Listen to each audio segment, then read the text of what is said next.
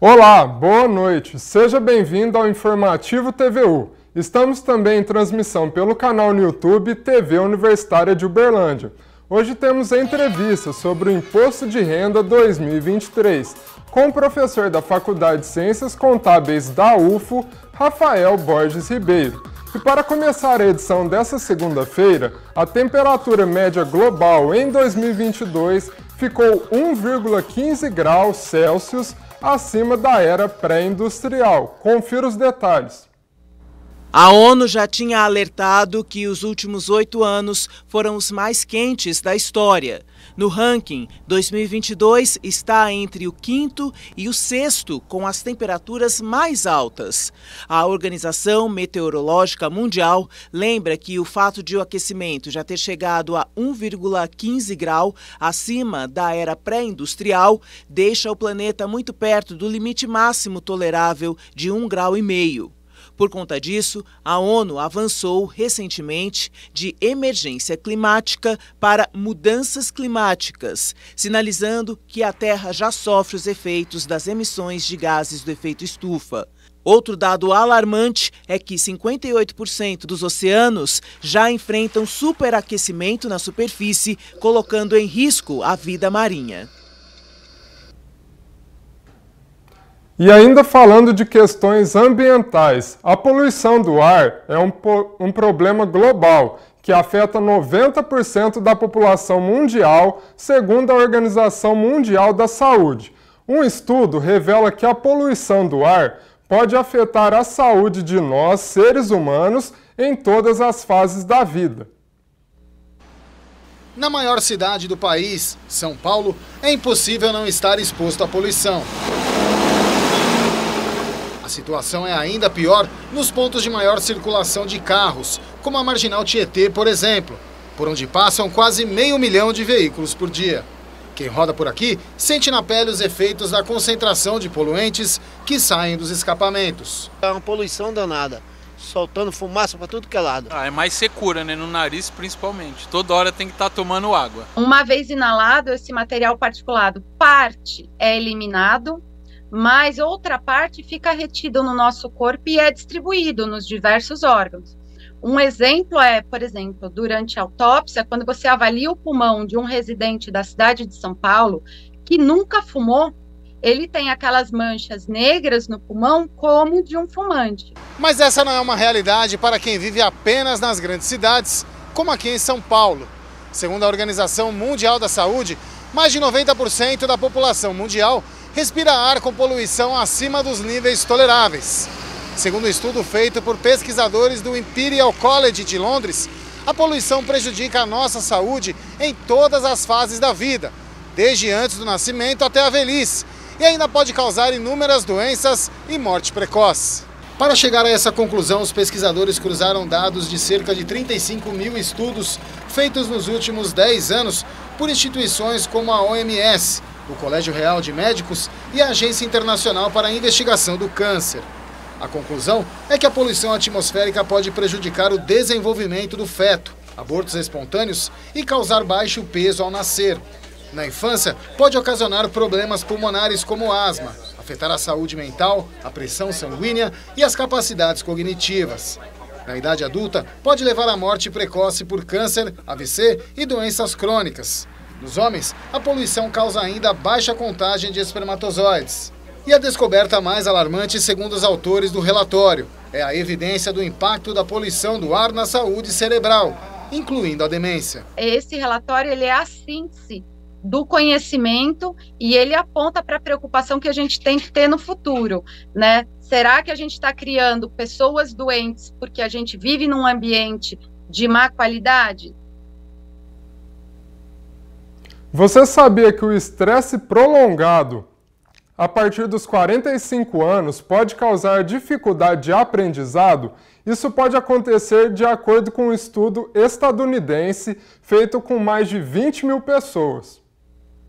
O estudo foi publicado na revista científica JAMA Network Open, ligada à Sociedade Americana de Medicina. Durante pouco mais de 10 anos, 24 mil pessoas foram observadas nos Estados Unidos, quase 60% delas mulheres e 40% homens.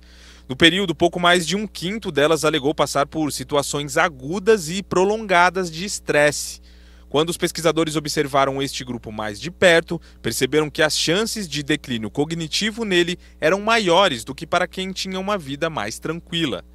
De acordo com o estudo, a partir dos 45 anos de idade, o risco de desenvolver doenças do cérebro, como o Alzheimer e outras demências, era 37% maior nessas condições. Isso tudo porque o estresse prolongado é capaz até mesmo de alterar características físicas do cérebro. O nosso organismo libera um tipo de hormônio, que é um glucocorticoide, chamado de cortisol, também conhecido como hormônio do estresse. Esse hormônio, ele causa uma alteração no nosso cérebro, diminuindo a conexão entre os neurônios, diminuindo a plasticidade neuronal. E isso, a longo prazo, causa uma redução no volume do cérebro, que a gente chama de atrofia cerebral. O problema se agrava porque muita gente acredita que se estressar, sobretudo no trabalho, é natural. Às vezes as pessoas não percebem, mas está acontecendo, a pessoa está sofrendo de estresse, vários sistemas, o imunológico, cai a imunidade, mas também aumentam os processos inflamatórios, que é um fator muito importante de indicador de envelhecimento acelerado. Mudança de hábitos, essa é a recomendação mais urgente dos médicos para quem está sofrendo com o estresse constante. Isso passa por regular a alimentação, diminuir o consumo de álcool, por exemplo, e, acima de tudo, praticar exercícios físicos. É um momento de não andar com o celular, de observar a natureza, aproveitar para colocar as células em dia. Isso me auxilia porque eu descarrego toda a minha energia ruim e isso me faz pensar em outras coisas e até momentos de criação na hora do exercício. É um momento em que eu reflito, sobre aquilo que está me pressionando, que está me fazendo sentir estressado, e vou caminhando e aquilo me ajuda. O estresse no trabalho também fez da Bruna uma vítima. Foi só depois de transformar totalmente a rotina que ela voltou a ter saúde. Eu comecei a equilibrar o meu tempo entre trabalho e lazer. Eu tenho meu tempo para minha leitura, para estar com a minha família, para aproveitar um pouquinho mais a vida. E o que eu acho que é muito importante, eu me liguei à espiritualidade. Entrei no equilíbrio, entre trabalho, espiritualidade, cuidado com o corpo, com a mente. Uma das formas de prevenir essas alterações cognitivas no futuro, relacionadas ao estresse, seria com mudanças do estilo de vida. Uma das formas de mudança do estilo de vida é a atividade física, alimentação adequada, controle adequado do peso. Existem algumas técnicas de controle do estresse, como, por exemplo, a meditação, o yoga. E tudo isso pode afetar de forma positiva o nosso cérebro, reduzindo os riscos de doenças neurológicas. Agora vamos falar de economia. O endividamento bate recorde mais uma vez. 4 a cada 10 pessoas têm dívidas atrasadas e não conseguem pagar. Acompanhe. Enquanto lava a louça, quando se arruma para ir trabalhar, o tempo todo Rosilene pensa nas contas que não tem como pagar. Ela precisou sair do emprego para cuidar da mãe. Foi pega no contrapé pela pandemia e agora trabalha com telemarketing, ganhando menos de R$ 1.200. Nesse tempo, acumulou dívidas, acordos não cumpridos, protestos em cartório. O último empréstimo foi feito na semana passada, para não ficar sem luz. Se eu te falar assim, qual que é meu sonho, o que eu vou fazer da minha vida? Não tem um objetivo real. Ah, Rose, quer fazer uma faculdade? Você quer crescer na vida como? Não tem muitas condições para isso, entendeu? Hoje em dia, eu acho que é você pagar a conta e comer. Quase 65 milhões e meio de brasileiros estão inadimplentes. Isso quer dizer que a cada 10 pessoas, 4 têm alguma dívida que não conseguem pagar. Se pegarmos a faixa etária entre 30 e 39 anos, a porcentagem aumenta. Quase a metade está no vermelho. Em comparação ao mesmo período do ano passado, o crescimento representa um recorde, 8% a mais. O levantamento é do Serviço de Proteção ao Crédito e da Confederação Nacional dos Dirigentes Lojistas. 64% das dívidas dos brasileiros são com os bancos, 11% com o comércio, 10% com contas de água e luz e 7% com os serviços de comunicação. A gente tem uma questão de conjuntura econômica, a taxa de juros é alta e a gente teve também uma inflação que, apesar de estar um pouco mais controlada agora, esteve por um bom tempo alta, especialmente com relação aos alimentos, que ficou um bom tempo aí na casa dos 2 dígitos. Isso impacta principalmente as famílias de renda mais baixa. Ainda segundo a pesquisa, 54% dos entrevistados disseram que compram por impulso. Ou seja, mais da metade dos inadimplentes também não tem um planejamento de gastos. Muitas pessoas que já têm pré-aprovado cartão de crédito, pré-aprovado limite de cheque especial, e a pessoa incorpora isso no dia a dia dela para os gastos, tá? Então, não entender que isso, na verdade, não é renda para ela, é uma despesa, faz com que também a pessoa se atrapalhe em relação ao dinheiro e ao orçamento doméstico. Quem recorre à modalidade de microcrédito nos bancos públicos também está com dificuldade para pagar. De cada 10, 2 estão em atraso. Inadimplência nunca vista nessa modalidade. Para tentar amenizar a crise dos endividados, o governo federal lançou um plano com 13 medidas, como o uso de planos de previdência como garantia de empréstimo e a desburocratização do crédito. O governo lançou um pacote de medidas que pretende diminuir um pouco essa taxa de juros, já que não foi possível fazer isso via Banco Central. A gente vai ver se vai ter realmente adesão ou não dos principais bancos. O problema é que para endividados, como Rosilene, novos empréstimos só jogam o problema para frente. Você pega 3 mil, você paga 6. Então você nunca vai sair dessa bola de neve. E olha só, boa notícia para os trabalhadores. A partir deste mês de maio, o salário mínimo do Brasil passará de R$ 1.302 para R$ 1.320. O aumento foi anunciado pelo presidente Lula no dia 16 de fevereiro, após uma reunião com representantes das centrais sindicais. E agora nós vamos para o intervalo e logo mais voltamos com a entrevista. Vamos falar sobre o Imposto de Renda 2023 com o professor da Faculdade de Ciências Contábeis da UFO, Rafael Borges Ribeiro. Até já!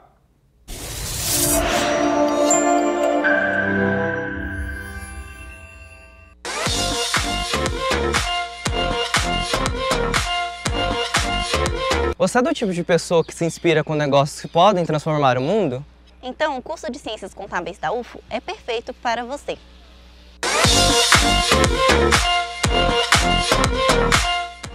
Cursando Ciências Contábeis na UFO, você terá uma formação completa e diversificada.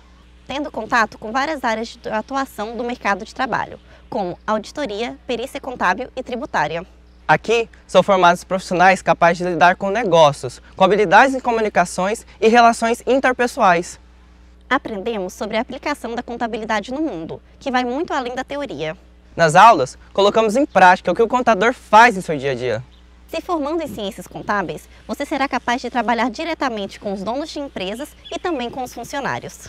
E tudo isso de forma autônoma, se assim preferir. São muitas as possibilidades que fazem o trabalho ficar mais dinâmico. O curso de Ciências Contábeis da UFO, ele prepara o aluno para o mercado de trabalho através de diversas atividades promovidas pela Faculdade de Ciências Contábeis, dentre estas, projetos de extensão, projetos envolvidos pelo Programa de Educação Tutorial, o Programa PET, projetos envolvidos pela empresa Júnior dos alunos do curso de Ciências Contábeis, que tem a oportunidade dos alunos terem contato direto com as empresas da região, prestando diversos projetos de consultoria. Além de que nós temos um congresso UFO de contabilidade, que é um momento onde a faculdade faz uma interface com o mercado, trazendo os profissionais de mercado para o congresso, e com isso existe um interrelacionamento muito forte dos discentes com profissionais e com isso gerando oportunidades para o mercado de trabalho. O curso tem muitos projetos que fazem a graduação se aproximar ainda mais do mercado de trabalho. Como a empresa Júnior Contabile, que presta serviço de consultoria financeira. E o PET Ciências Contábeis, onde você pode desenvolver e aplicar pesquisas da área contábil, tendo contato com empresas. O curso de Ciências Contábeis da UFO me preparou tanto a nível técnico quanto a nível pessoal. A nível técnico, porque as disciplinas puderam me ensinar tudo que o mercado de trabalho de fato cobra. Dentro das disciplinas, os professores trabalham atividades e exercícios que simulam muito a prática, e isso faz com que a gente entenda um pouco, ainda dentro da academia, como que o mercado de trabalho vai ser para nós profissionais de ciências contábeis. Pessoalmente, porque dentro da universidade hoje a gente tem diversas atividades que desenvolvem o que a gente chama de soft skills, que é o comportamento interpessoal, as relações, o trabalho em grupo. Então tudo isso que a gente também necessita hoje fortemente num mercado de trabalho globalizado, em um mercado de trabalho dinâmico. Com certeza as atividades tanto curriculares quanto extracurriculares são muito compatíveis hoje com as minhas atividades. Dentro do mercado de trabalho, atuando como analista contábil, analista financeiro, outras diversas profissões que a gente pode ter como estudante de ciências contábeis, a universidade me prepara, a universidade me preparou. Os professores são muito capacitados e os professores entendem essa conexão entre a academia, que é a universidade, e o mercado de trabalho. As atividades extracurriculares também têm um peso muito forte, vez que são nelas que a gente aprende outras competências, como o trabalho em grupo, como quando a gente desenvolve atividades com outros colegas de trabalho, com outros cursos. Então a gente entende todo o trabalho de maneira mais globalizada, a gente entende como trabalhar intrasetores, que é uma coisa muito relevante hoje na contabilidade, que é você não trabalhar simplesmente com contadores, mas hoje como profissionais de ciências contábeis a gente trabalha com tantas outras atividades, advogados, engenheiros, todas as outras possíveis, já que as ciências contábeis, como a área de administração, encontra-se muito centralizada nas empresas. Eu diria que o curso de Ciências Contábeis é para você. Se você tem um perfil dinâmico, se você gosta de aprender, se você gosta de se envolver com projetos e com pessoas, se você gosta de trabalhar em grupo, mas se você também tem um perfil técnico, se você gosta de desenvolver atividades dentro das empresas. Você sendo um estudante de Ciências Contábeis, a minha dica seria que você se envolvesse no máximo de atividades possíveis. Então que você participasse do PET, que é o Programa de Educação Tutorial, que você participasse da Empresa Júnior, que é uma oportunidade de você colocar em prática, já dentro da universidade, um pouco do que você aprende nas matérias, que você participasse também das palestras e das oficinas que a gente tem disponível dentro da universidade, que é uma forma tanto de você se integrar com a comunidade acadêmica como um todo, como de você se aperfeiçoar como profissional ainda dentro da universidade.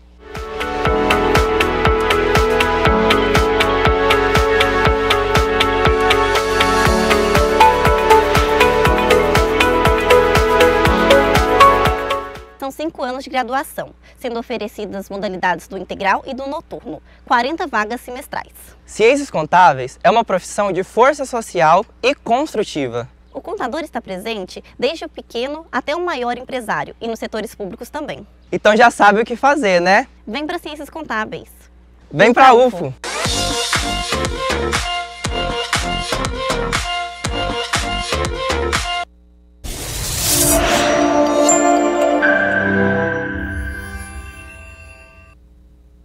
Estamos de volta com o informativo TVU e quase 30 milhões de brasileiros ficariam isentos de pagar o imposto de renda em 2024 se a tabela fosse corrigida de forma integral pela inflação.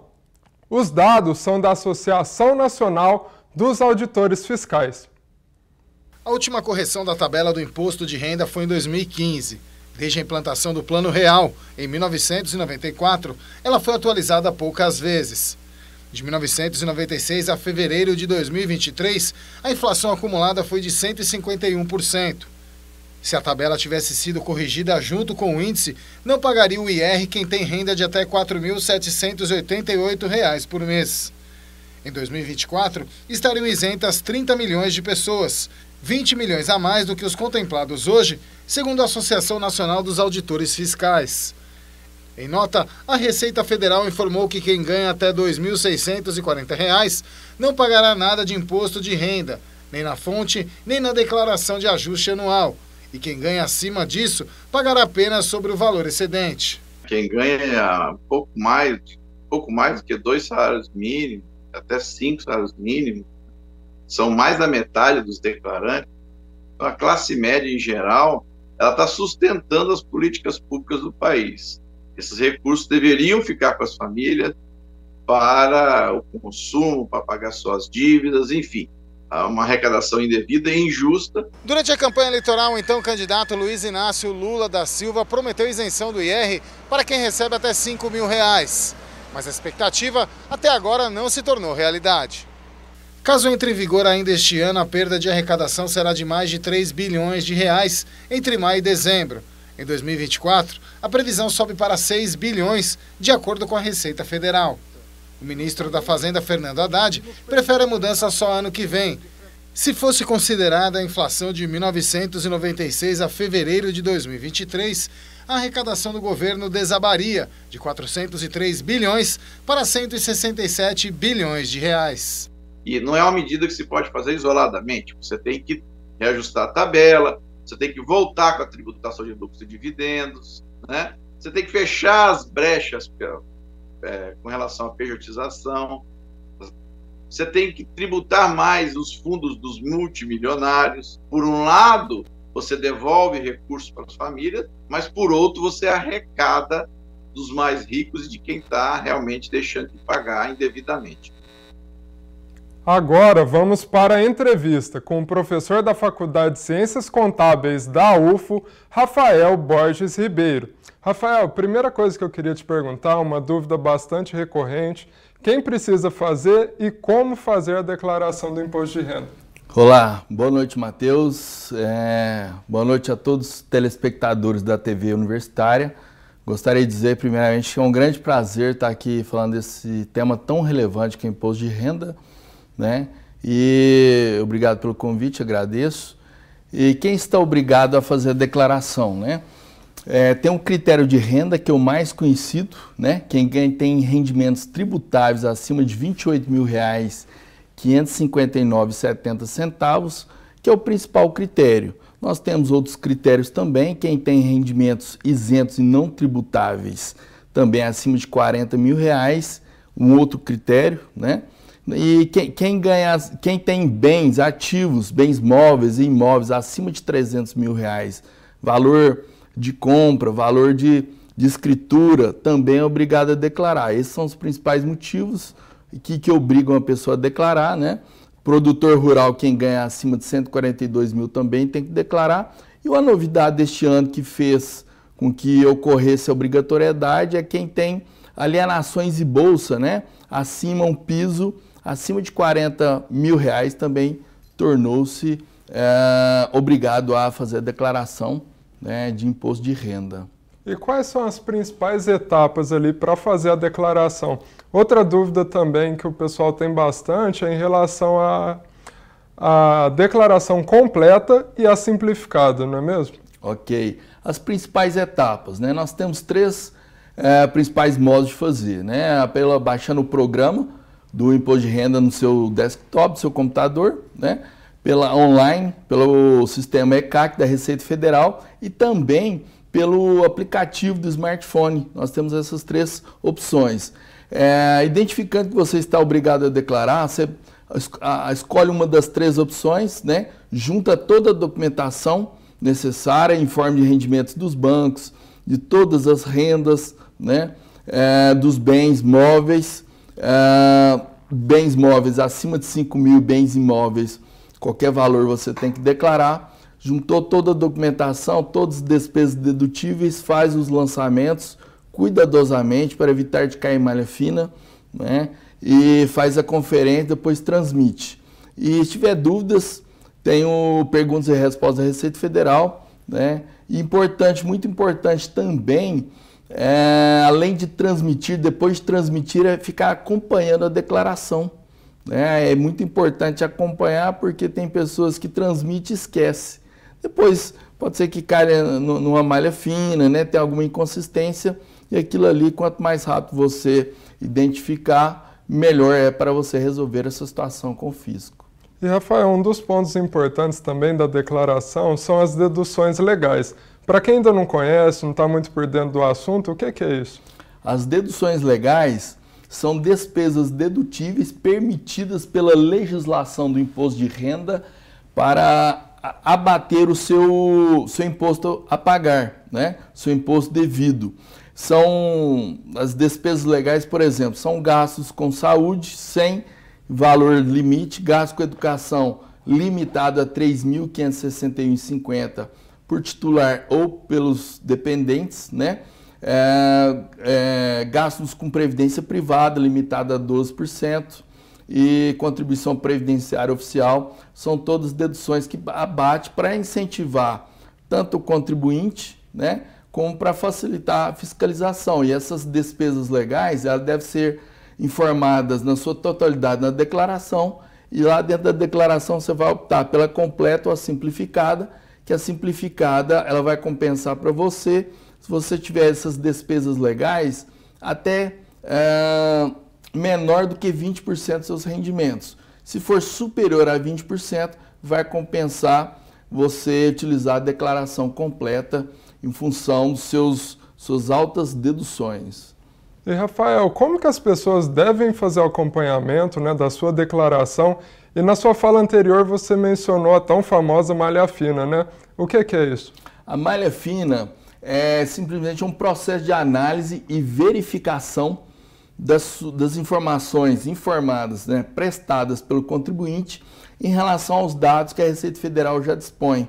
Dados oriundos de bancos, declaração que os bancos têm que transmitir chamada e-financeira, declaração dos médicos e profissionais de saúde chamada DMED, declaração das imobiliárias chamada DIMOB. Então a Receita Federal tem uma gama de informações do contribuinte e o contribuinte, quando ele informa, há um cruzamento. Esse cruzamento de verificação é chamado de malha fina. É a verificação se está tudo consistente. Caso não esteja, aí é comumente chamado, né? Caiu na malha fina, né? Tá com problema com fisco, né? Então é simplesmente esse processo de conferência. E caso a pessoa transmita, ela tem que ir conferindo pelo portal ECAC, dentro do site gov.br, Receita Federal, tem um portal ECAC. Aí você cria um login, a partir do momento que você cria um login, você tem acesso a acompanhamento da sua declaração de forma bem simples e bem tranquila. E a declaração desse ano, né, deve ser realizada até o dia 31 de maio. E, Rafael, quanto antes fizer a declaração, mais cedo recebe a restituição, é isso? Isso, até 31 de maio é o prazo limite, às 23 horas e 59 minutos. Né? E a Receita Federal, à medida que ela vai recebendo, ela vai formando os lotes. Né? Os primeiros lotes são os prioritários, pessoas acima de 80, depois pessoas acima de 65, pessoas com moléstia grave, né? E depois desses lotes, agora, a novidade também para esse ano, quem entregar pela pré-preenchida vai ter prioridade também, vai receber no primeiro lote, ou entregar com Pix CPF. Com Pix CPF a pessoa vai ter prioridade no primeiro lote. Os demais lotes vai ser pela ordem de entrega. Quanto mais rápido você entregar, mais rápido você vai receber, conforme você falou. E no ano passado, né, a gente teve várias novidades, né, dentre elas a declaração pré-preenchida, também a modalidade do Pix, né? Eu queria te perguntar, para esse ano, além da questão dos investidores, né, que você já mencionou, o que mais tem de novidade? A pré-preenchida, bem comentado por você, ela vem com maior robustez de informação, né? Ela vem com informações de criptomoedas lá dentro, informação que no passado ela não vinha, né? Ela vem com informações de transações imobiliárias, você vendeu, comprou um imóvel, ela vai já ser disponibilizada pela preenchida, a maior robustez, né? A questão do CPF, a questão do piso para investimentos em bolsa, né? Dos R$40 mil, a questão inclusão no primeiro lote de profissionais do magistério, tá? Vai também uma outra novidade, e essas são as principais novidades para esse ano aí. E Rafael, vocês também estão com um projeto, né, para orientação das pessoas, né, de como fazer essa declaração. Queria que você falasse um pouquinho desse projeto, quando ele vai acontecer, quem pode participar, e também que você deixasse um recado para todo mundo que está nos acompanhando. Okay. A Faculdade de Ciências Contábeis, ela desenvolve um projeto já há mais de 10 anos de tirar dúvidas de contribuintes, né, que não têm acesso a um profissional contábil, que às vezes fica na dúvida, ele sabe fazer, mas ficou na dúvida de determinada informação, né. A Faculdade de Ciências Contábeis disponibiliza uma sala que é promovido, né, pelos alunos do PET, Programa de Educação Tutorial, né. Ocorrerá na sala 1F, o bloco F 152, do dia 2 de maio a 31, das 13 às 17 horas, para tirar dúvidas.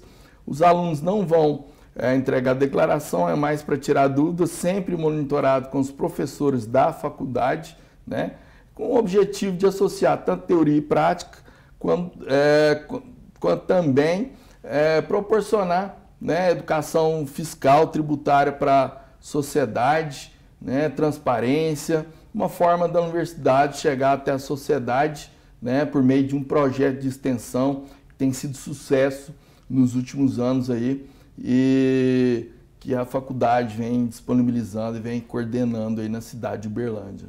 Excelente, Rafael. Muito obrigado pela sua participação e até uma próxima. Obrigado, Matheus. Obrigado à TV Universitária pelo convite, né, pela disponibilização, né, de todo o tempo de vocês. E você tem dúvida, você tem alguma dúvida para ser tirada, o programa de educação tutorial vai oferecer esses esclarecimentos aí durante o mês de maio. Muito obrigado. E a Faculdade de Ciências Contábeis agradece todo o apoio aí. Excelente, Rafael. Nós que agradecemos. O informativo de hoje fica por aqui. Mais informações no Jornal da Cultura às 9 da noite. Muito obrigado pela companhia e uma excelente semana.